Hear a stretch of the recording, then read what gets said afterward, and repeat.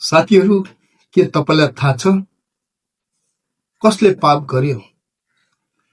हामी धेरै पटक भन्छौँ उसले गल्ती गर्यो, उसले पाप गर्यो। But Bible asks a serious question. Who actually sinned?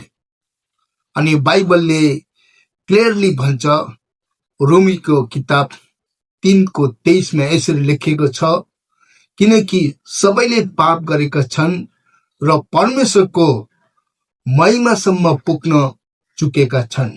For all have sinned and fall short of the glory of God.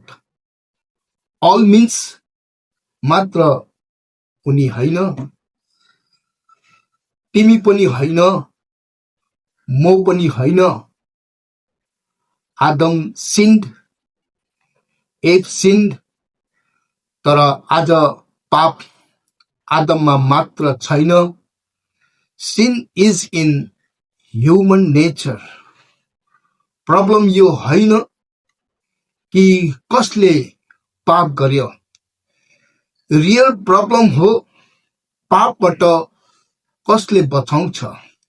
अनि रोमीको किताब 5:8 ले भन्छ, हामी पापी छँदै क्रिस्ट हाम्रो निम्ति मर्नु भयो.